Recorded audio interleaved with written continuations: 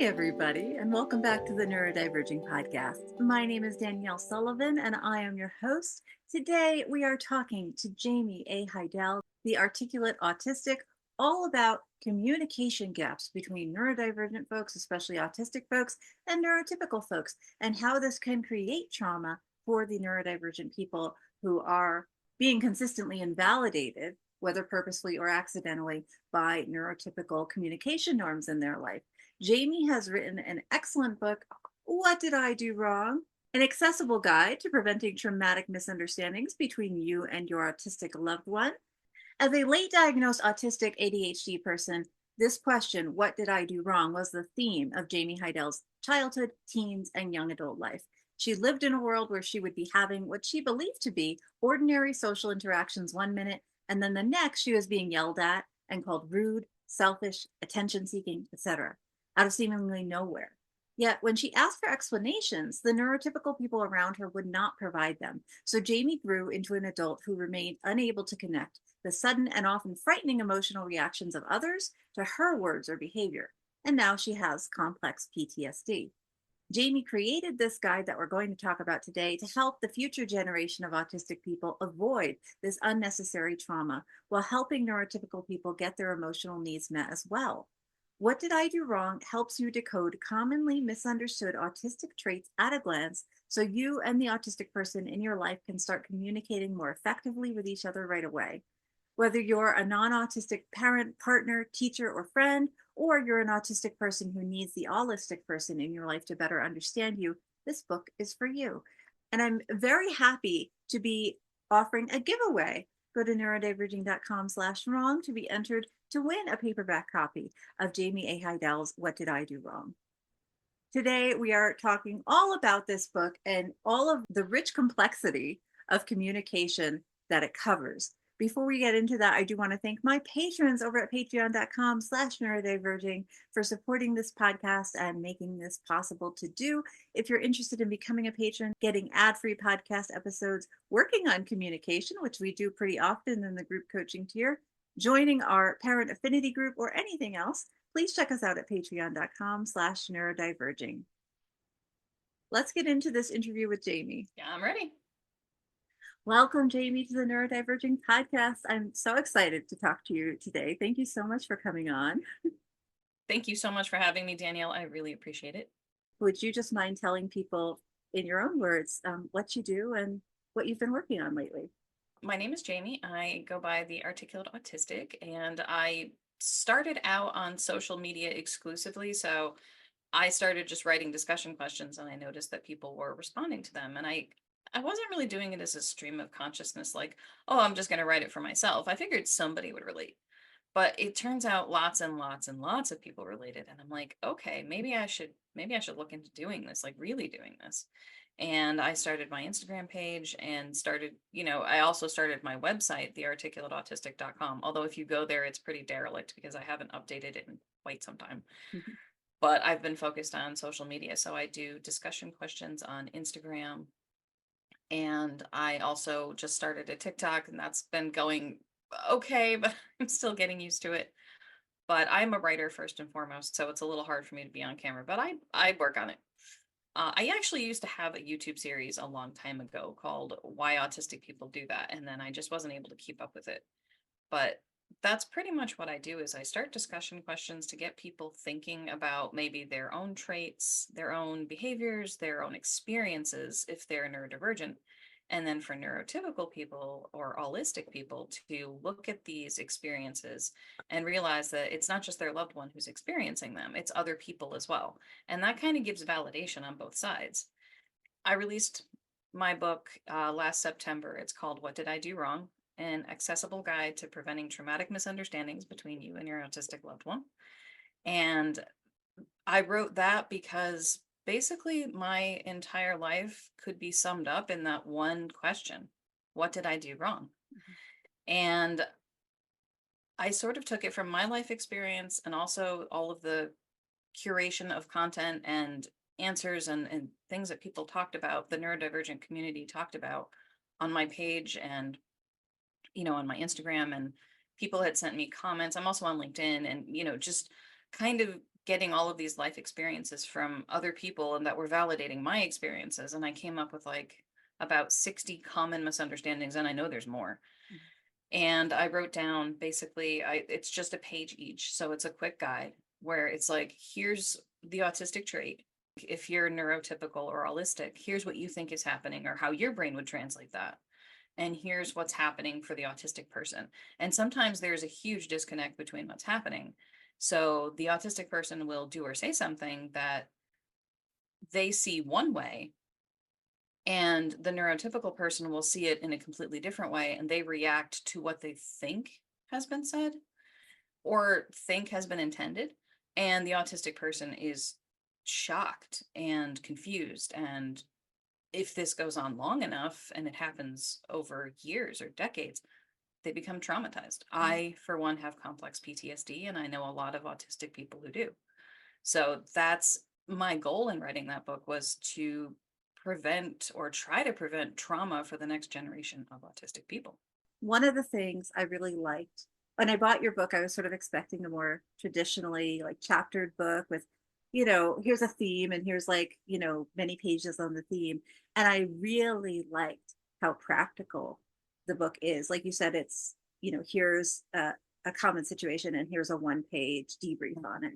And I felt like you could, if you're the misunderstood autistic, perhaps in this conversation, you could literally find the page that is relevant and just send this 1-page thing to your mom or your boss or your friend or whatever. And it gives you this really concrete tool that you can use to have a conversation and to further understand each other. I haven't seen, I'm not saying they don't exist, but I haven't seen any other communication resources like that. And I wondered how you came up with the idea of organizing the book this way. Well, I know for one thing, actually, I'm very long-winded. If 500 words will do, I'll write 2,000 words. That's just me. I'm also hyperlexic, so I was an avid reader as a child. The reason I did that is, one, because I'm like, well, they're already in a panic. These are people who are in a panic. Either they're really frustrated because someone's not understanding them because they're autistic and the neurotypical isn't understanding, or vice versa. All I know is that there is this frustration. And there's a sense of urgency and sense of panic and anxiety, and maybe even trauma if it's gone long enough. So what I wanted to do was almost take this book and act as a mediator. Like, this book is the mediator between you and your loved one who you're not understanding. So instead of picking it up and reading all of these, well, autistic people's brains are structured this way, and that, I didn't need to do any of that. I cut all of that out because I'm not a medical professional. I'm not a psychologist. I'm someone who has experienced these things in life. And I wanted it would have been great to have something like this when I was younger. I think it really succeeds. And like I said, I don't see a lot of other almost like manuals, almost like, how do I start this conversation of we've identified a miscommunication. I think you said 60 in your book, right? I think there are 60. I think I've lost count, but I mean, I could probably do another one, honestly. But I know. yeah, I did. I wanted to, like, to me, they were the most common misunderstandings. I know some of them, if you look through the book, there's some that are like misplacing your car, which is probably not as common, but I know this is something that happened to me. But I don't mean misplacing your car, like everybody does that, like you walk out of the store and you're like, wait, I've been in there for 3 hours, and you're blinded by the fluorescence and the music, and you can't remember where you parked. That's a pretty universal experience. But, one of the things that I mentioned is an experience that happened to me was one of my family members just dropped me off to get something. So I had to pick something up at like a pharmacy. So then I came back out and I panicked because I realized I never paid attention to the color, make, model, or anything of the car that I'd come in. And that is so common for me. It doesn't even occur to me to, like, my brain just doesn't do those things automatically. I have to think about everything manually. So I went out and I'm looking around frantically, and I'm like, and this is a person in my family who doesn't believe that I'm autistic or have any kind of problems. And we are now estranged. So I kind of look around, and I couldn't find them. And I wished that they had beeped the horn. And I think that's one of those things that kind of like sticks with me. There's a lot in that. And I finally, by some miracle, found it because I think I saw the family member's face. And I got into the car and I was like, why didn't you beep the horn? You saw me.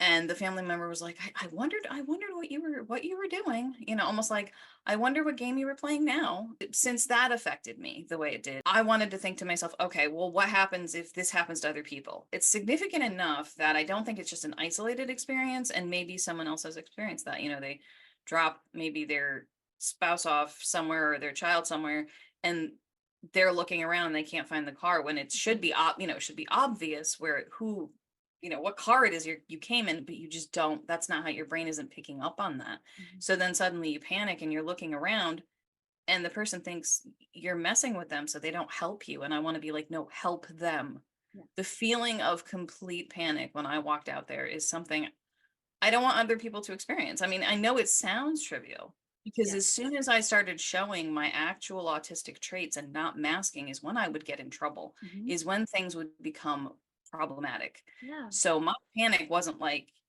it wasn't to me, it wasn't unreasonable in my situation. Hmm. It was like, I don't want to get into an argument. I don't want to explain myself. I don't want to be accused of pretending, exaggerating, any of those things that I was accused of my whole life. I just want to get in the car and go. Hmm. And it was basically forcing me to take my mask off Yeah. and be who I am, which I could never ever be around this person. Hmm. So that was the struggle. And my point is there's a lot of stuff that's relatable to a lot of people in the book, but that was one of them that I was like, I was hesitant. I'm like, should I put this in? Should I not put this in? But ultimately I decided to include it. It's an example of like the layers and layers and layers of different kinds of negative experiences and or Yeah. traumas that people like us are experiencing day to day. That it's not just I couldn't find the car, but it's also how are people going to respond to me? What's the trust dynamic like? Do I feel safe in this environment? Like all of this stuff piled up. Yeah. Yeah. One of the things that I was thinking about while you were kind of telling the car story was how there's not just, well, there's layers to this whole communication problem. Even assuming that I have the full trust of the neurotypical person, that they believe me that I'm autistic, that they believe me about my experiences, that they see that I'm struggling, even if all those things are true, we can still have these huge communication gaps. Like Absolutely. that sometimes, even as much as many of us don't have positive relationships with caregivers or partners or whatever, um, in certain situations, there's also just often a big gap between how we think and how we communicate about our experiences and how we experience life in general, I guess I should just say. So Yeah. what I appreciated also, and what I'd love to talk about if you're willing, is the 60 situations that you chose. The way I started the book was I wanted to come up with, I think my initial, I don't remember what my initial was. I was just like, I'm just going to keep going until I stop. Mhm. And I thought about the most common things that happened to me, the most common misunderstandings that I experienced, and also the ones that I noticed I would talk about in social media posts and I would talk about in general on my blogs, talking to people on LinkedIn, seeing other people just, even if I had nothing to necessarily, if I wasn't interacting with them, I would watch them talk about it. Mhm. And it was the stuff that came up over and over again in the autistic community, not just my experience, but it was the ones that came up a lot. And I'm like, you know what, this needs to go here. And then as soon as I would write one thing down, I'd get 10, I'd get 20, and I'm like, nope, more, more, more. And it was almost automatic. They just, once I started, it just everything started to spill out and one thing related to another because I was thinking, I mean, I don't have my book in front of me, but there are certain misunderstandings that beget other Yeah. misunderstandings. So I was talking about one of the things I talk about in the book is not responding to romantic bids for romantic attention. I And just literally read that one like 10 minutes before we got, because I was just paging through, like refreshing. That's so um funny. but then the next one is being surprised when somebody flirts with you back. So there's multiple, that's just the one I can think of off the top of my head. But there are multiple misunderstandings. So sometimes it can be something as simple as like, okay, you don't realize, like maybe you as an autistic person may be in a situation or a setting where you're just being friendly and you're being platonic, but the other person, for whatever reason, is receiving you as flirting with them. And that person starts to flirt with you back, you get uncomfortable and you're like, whoa, hold on a second, where did you get that idea?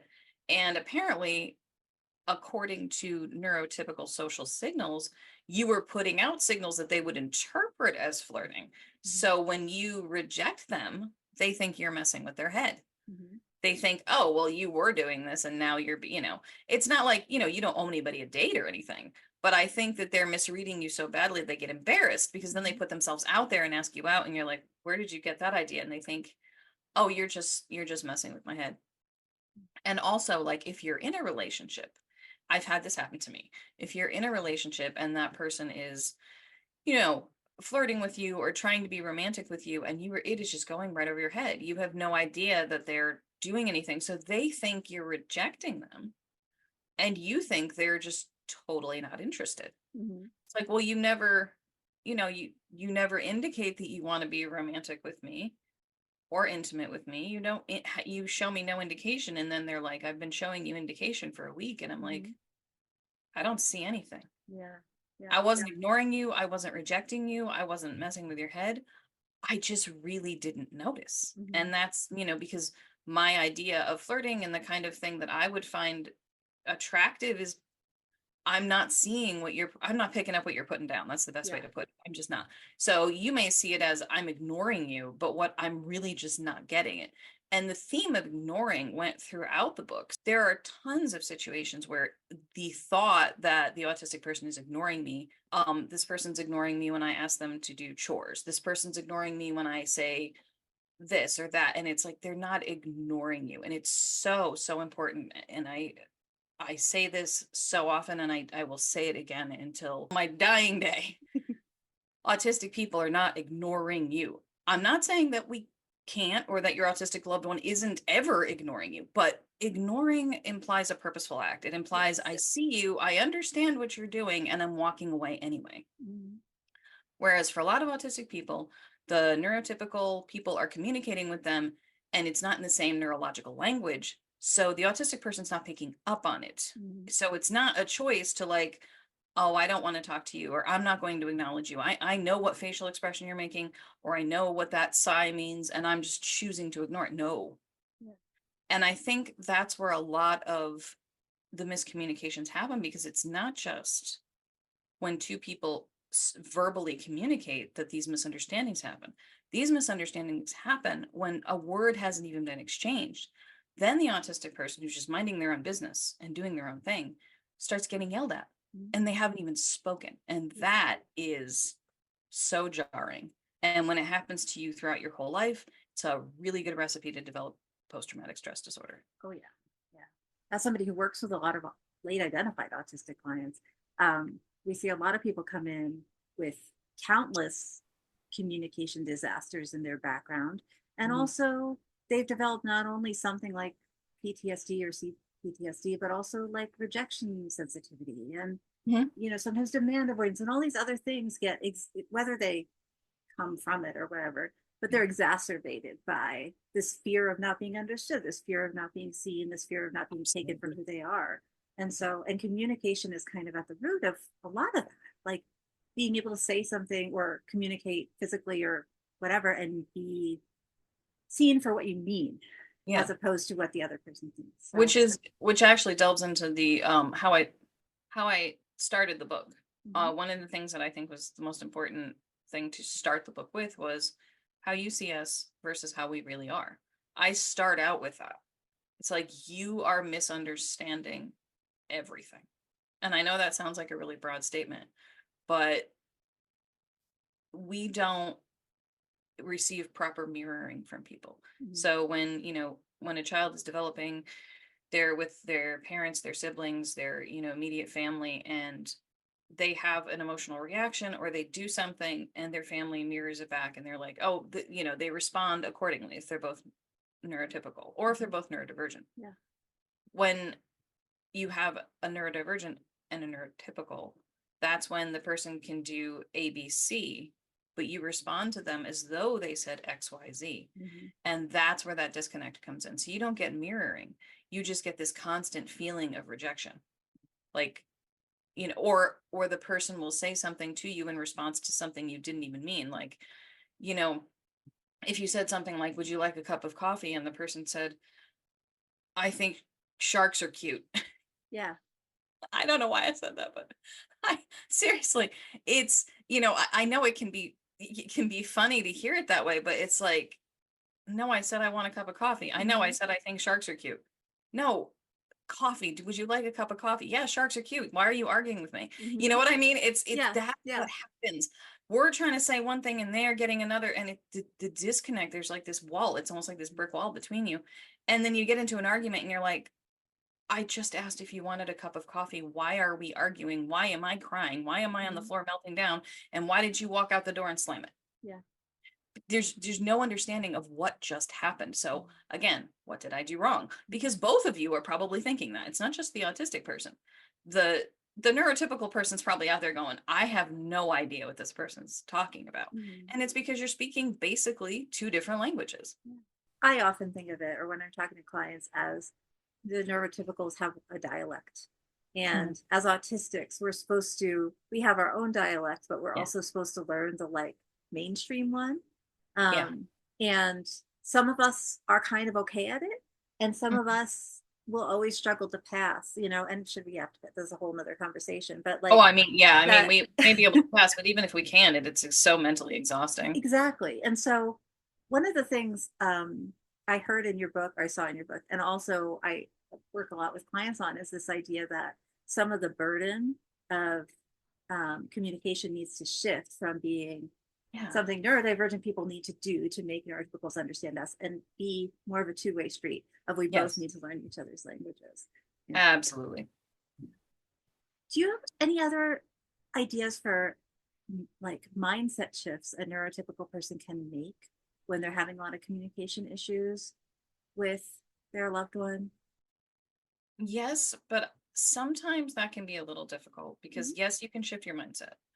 But when you're neurotypical, you are wired a certain way, Yeah. which is fine. There's nothing wrong with the way a neurotypical person's wired, a neurodivergent person's wired, Mhm. or anywhere in between. There's nothing wrong with that.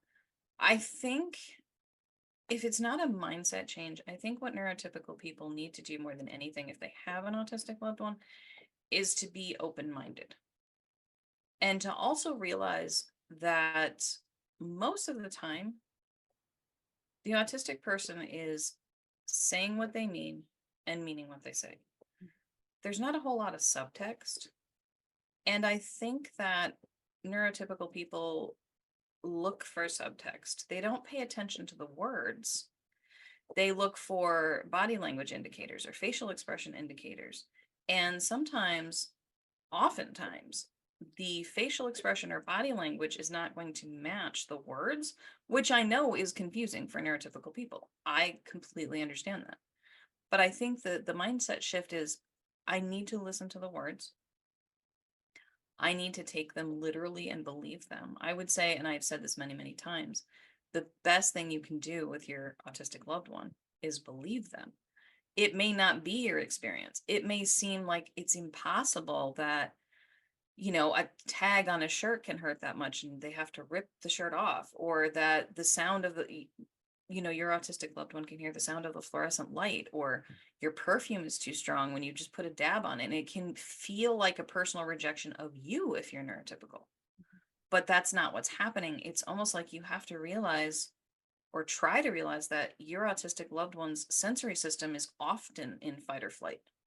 The kind of anxiety and fear that you feel as a neurotypical person if you were sleeping and you got woken up by an alarm in the middle of the night, or somebody was mean enough to put a megaphone in your face and start yelling at you, it is that jarring. And our nervous systems are kind of wired like that all the time.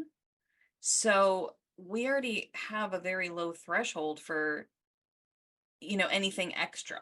So it may seem like, oh, well, they're overreacting, or they need to get over it, or they need to this, that, and the other thing. And it's like, we're just not wired the same. And I think if you just continually remind yourself of that, I even say at the back of the book, because I give like a formula of how, like, the best way is to talk about these misunderstandings. And one of the things, my first recommendation is regulate yourself first. Don't ever try to go into a conversation. Honestly, I think this is good advice for anyone, but Agreed. don't ever try to go into a conversation angry and defensive. And, I mean, it's going to happen. That's normal. Your feelings are valid. But if you're going to try to explain to your autistic loved one who may already be having a meltdown, or may already have a shutdown, or be close to it, or is very confused, yelling at them isn't going to help. Trying to even express your point is not going to help because their nervous system is already kind of like shutting down or overloaded. Either way, it's either shutting down, they're going into shutdown, or they're overloaded and, it's having an outward expression, which is more like a meltdown. You can't explain anything, and you certainly can't ask, why did you do that? Why did you say that? Because I remember when I was a kid, I can't tell you how many times it happened to me. Why did you do that? Why did you say that? I didn't even remember what I had done or what I had said because my body was completely in fight or flight. So even if it meant my life, which sometimes it felt like it did, I could not explain myself. So now that's what I do for a living, of course. Like that's not trauma related or anything, right? Wink, wink, nudge, nudge.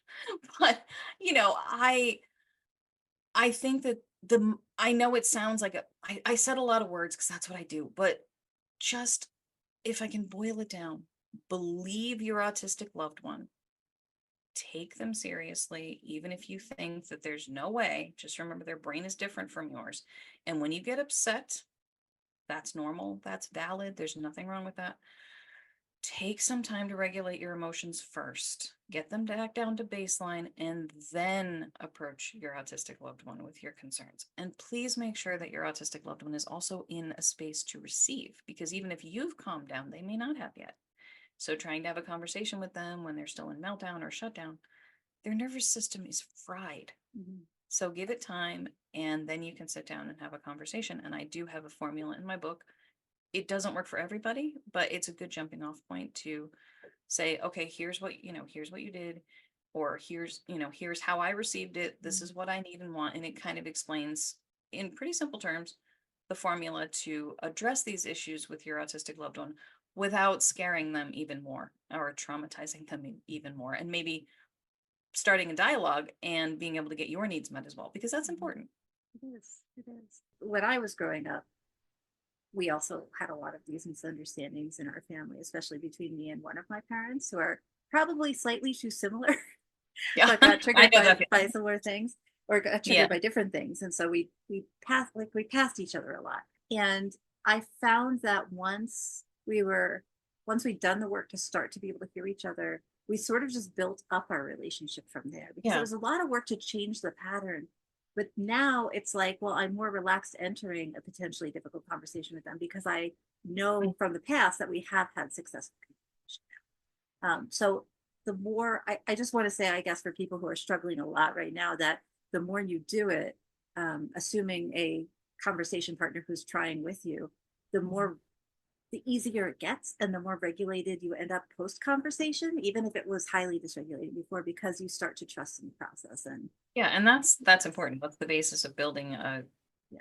you know, building trust, and which can be Mm-hmm. very, very, very difficult for autistic people and also for neurotypical people, because on the other end, they don't know what to expect from their autistic loved one either. So it's Mm-hmm. not just on one side. It's almost like, well, I said this and their response was this, and that's not making any sense to them either. So it's not just a one-sided thing.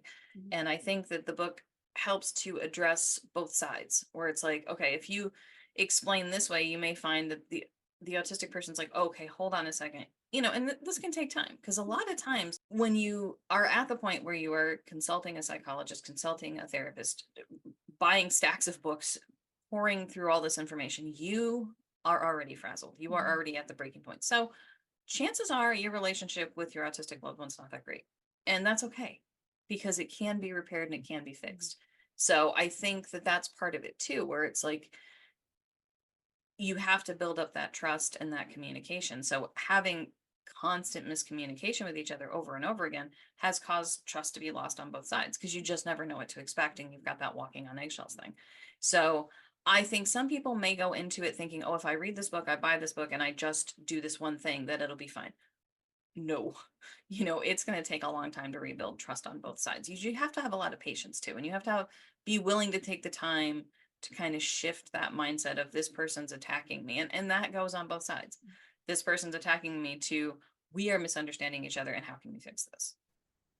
It's a big investment of It time and is. energy, but it Mm, also, at least in my experience, often pays off. it does. When I was listening to you, wanted to say to anybody who's listening, that no matter how bad it is right now, that, again, assuming both people are willing, Yeah. um, as you said, trust can be rebuilt. That Yeah. there's always a way to sort of reverse course, and maybe the gains are small to begin with, if there are gains to begin with, but that over time um, it does strengthen that trust and Yes. that ability to work together. So Well, I think it's hard for a lot of parents to hear, especially. I've definitely gotten pushback on this when I say, very directly and very bluntly, your child doesn't trust you. yeah. Because people are like, how dare you? Mhm. Why would my child not trust me? I birthed this child, I fed this Yeah. child, I took care of them. And it's like, of course you did. I'm not saying Mhm. that when I say that your autistic child doesn't trust you, that's not across the board.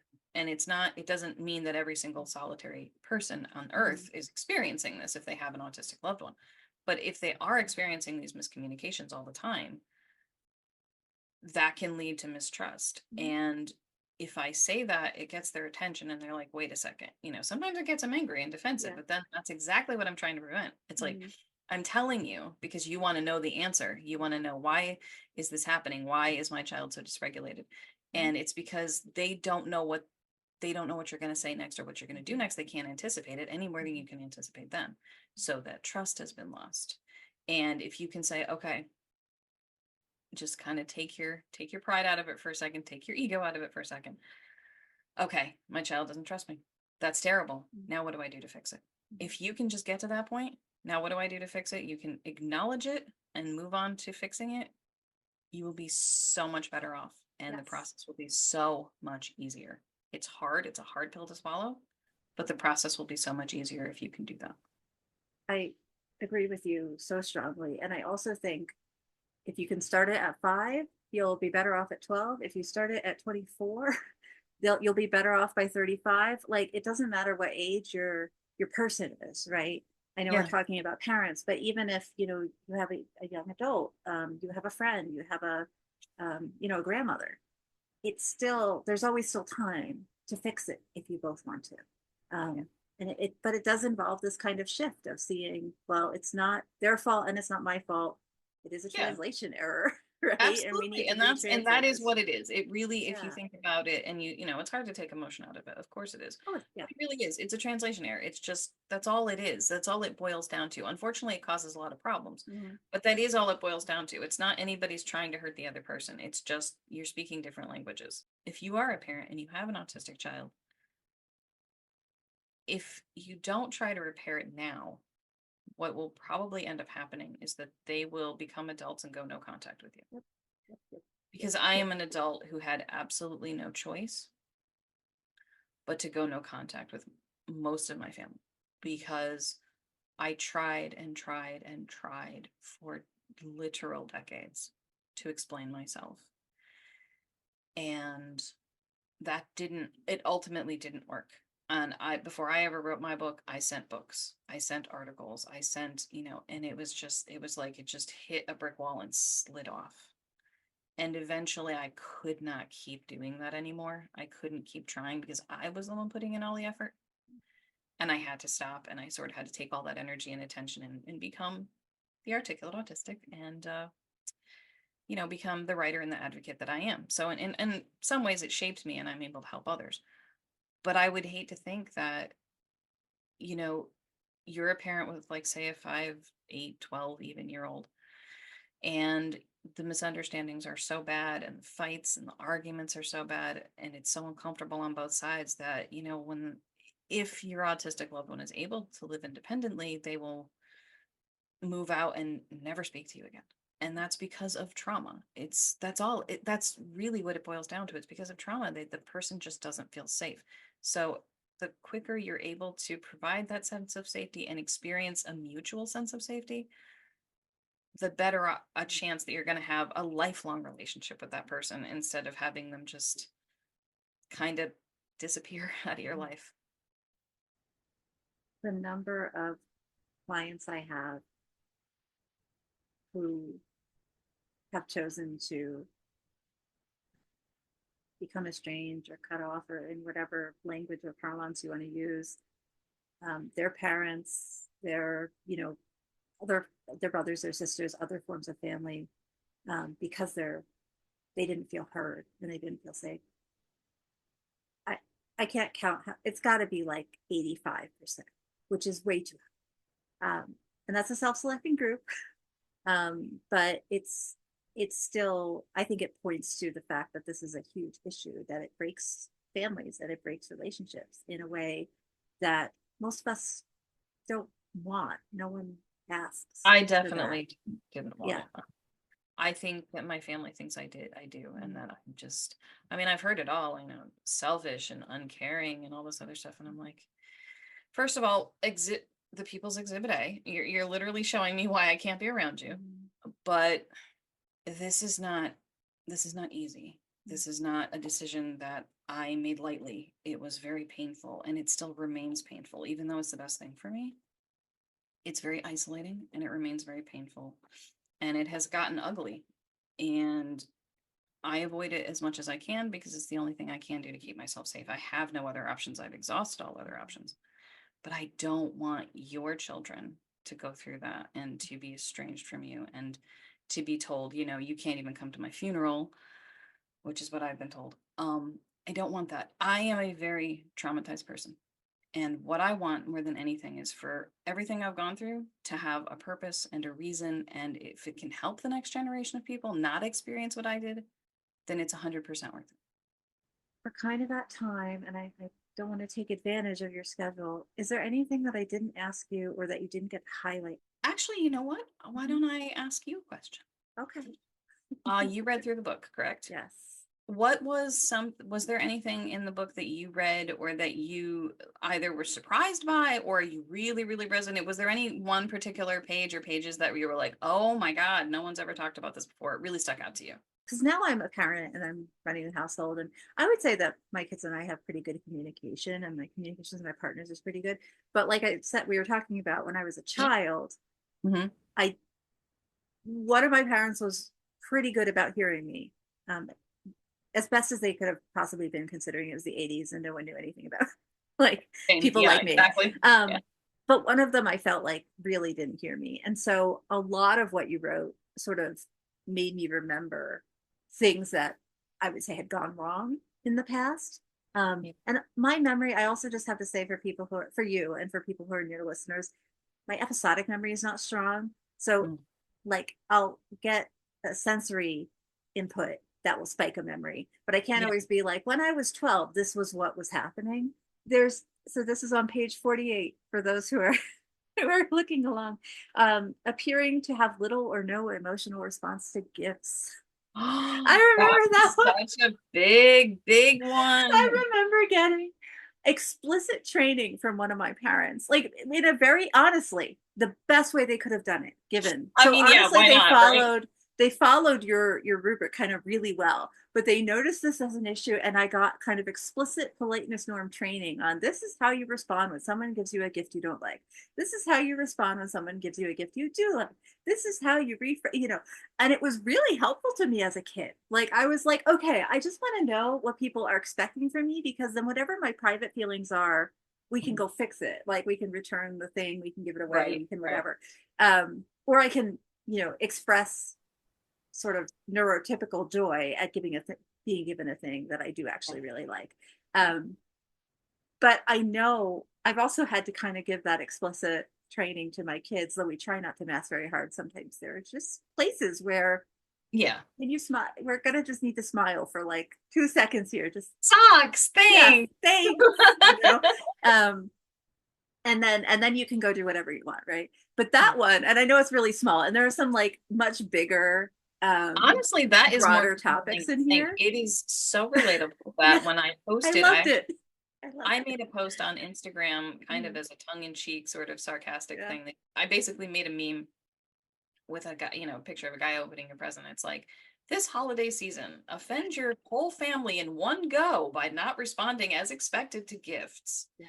That went viral. I'm That not is how surprised. universal the autistic experience seems to be around responding, quote unquote, appropriately to gifts. It Mhm. is so much more common than even I thought because Yeah. I was constantly being given like these looks. Of course, I didn't understand them, but I was constantly be given these looks or you have to say this and you have to say, Jamie, say thank you. Because I couldn't remember. Like Mhm. sometimes I'd be so mesmerized by the gift that, I Yeah. would just be like, oh, this is, and I would just look at it and play with it, but I wouldn't think to look at the person and say thank you. It just Mhm. doesn't occur to me. My brain just didn't do that. Yeah. So yeah, same. I mean, I was always getting nudged and, you have to do this, you have to do that. And it got to the point where people stopped buying me presents. And you know what? I was actually, when I became an adult, and I was actually okay with it. I'm like, okay, good. Cause I don't have to be disappointed. Yeah. And I know how ungrateful that sounds, but I want to put a caveat on that. It's not that I'm disappointed that somebody gave me like socks or something that I couldn't use. That's fine. It really is the thought that counts. And once I realized in my heart that what I'm responding to is not the gift itself, but the intention of the person, it got a lot easier. But when I say I'm disappointed, I don't mean I'm disappointed like, oh, you got me this and I don't like it. No. Where the disappointment comes from me is if I get something that's like, say, a synthetic perfume or something like that. I can't wear synthetic scents. I'm allergic to them. Or a wool sweater. Somebody got me a wool sweater once. I can't stand the feeling of wool on my skin. And so there are certain things that if you give me these gifts, I know you don't really know me and you don't really care. It's just performative. And that is hurtful when it's coming from a close family member that supposedly understands you. So that's where the disappointment comes in. It's not about, oh, I'm disappointed you didn't get me something of higher monetary value. I could care less about that. It's a matter of, oh, you seem to know me and you seem to, but I feel like you're actually humoring me. And that's what the gift tells me. You're humoring me. And it tells me a lot and gives me a lot of information. And because my brain works the way it works, I see right through the ruse, basically. And that's what hurts me. So I just wanted to explain that a little deeper for anybody who thinks that like, oh, a certain response automatically means, that the person's selfish or ungrateful. Yes, they're so complex. And I think what you said, it cuts back through to we just want to be seen Yeah. as who we are. And if we're in relationship with somebody, whether it's a casual relationship or a very intimate one, we're not interested in this sort of fluff of the social norms. We want to know you and we want you to know us.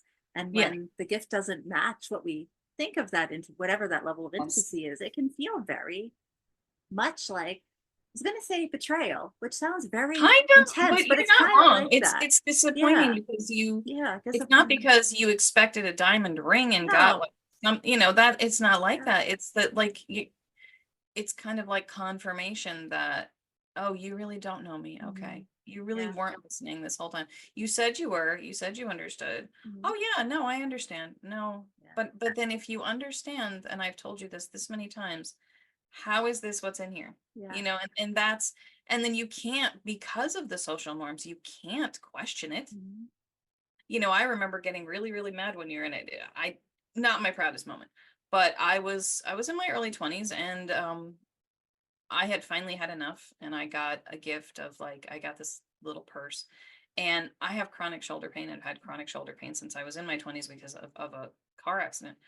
And I can't, I can do it, but for a long time I was just wearing backpacks. That's just the way I had to wear backpacks, like little ones.